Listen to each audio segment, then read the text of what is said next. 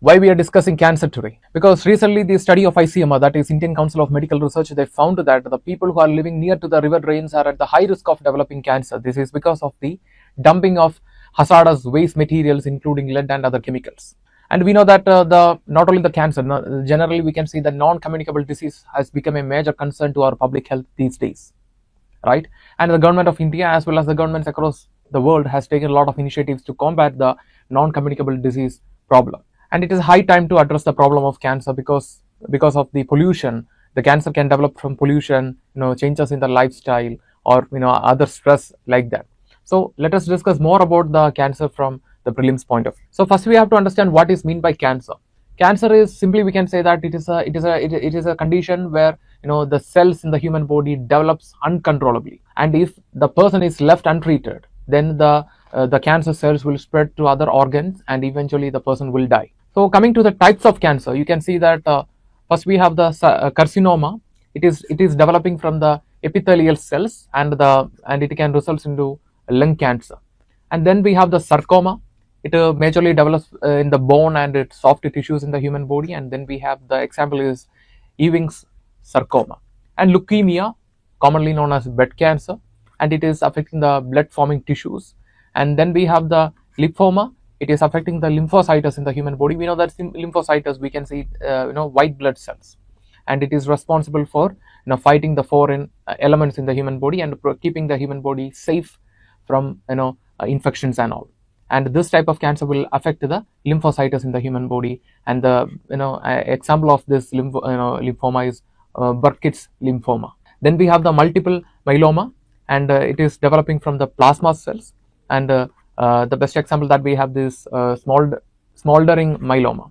And then we have the melanoma. It affects the melanocytes in the human body. We know that melanocytes is responsible for giving color to hair, skin and all, and this type of cancer will affect the melanocytes.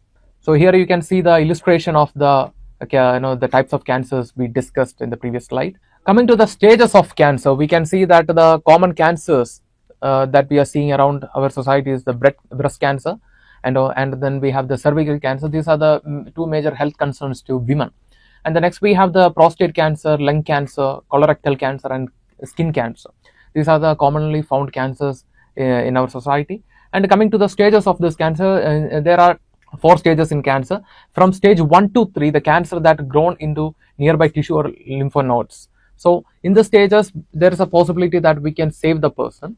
And the 4th stage is very critical. This time, in this stage, the cancer cells will be spreading to other human organs, and the saving the person is nearly it is impossible. So coming to the government initiatives, we can see the in the news itself it is mentioned that the government has enhanced the tertiary care cancer facility scheme, and the scheme was launched in the year 2013-14 under the under the national program for the prevention and control of cancer, diabetes and the stroke. And if you take that, we can see the cancer, diabetes, stroke, that is cardiovascular issues and all, these are all interconnected in somehow because they are caused due to the changes in the lifestyle, pollution and all.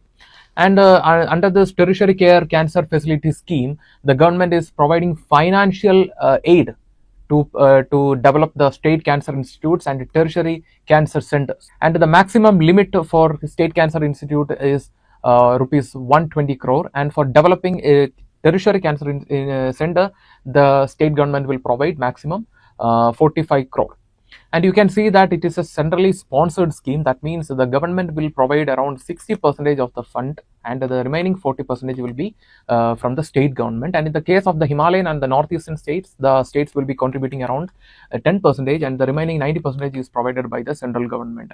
And this national program for the control and prevention and control of this cancer, diabetes and stroke, that comes under the National Health Mission, which was launched in the year 2005. So then we have to understand that the national program for the control, prevention and control of the cancer, diabetes and stroke comes under the National Health Mission, and this tertiary care cancer facility scheme, which was launched in the year 2013-14, comes under this National program for the prevention and control of the diabetes, cancer and stroke. And the next initiative is the insurance policy, that is Ayushman Bharat Pradhan Mantri Jan Arogya Yojana, which covers the treatment cost for the people. And we know that the cancer, it is a condition where it requires huge amount for treatment, and this Pradhan Mantri Jan Arogya Yojana Ayushman Bharat will provide the insurance facility to address the treatment cost issue.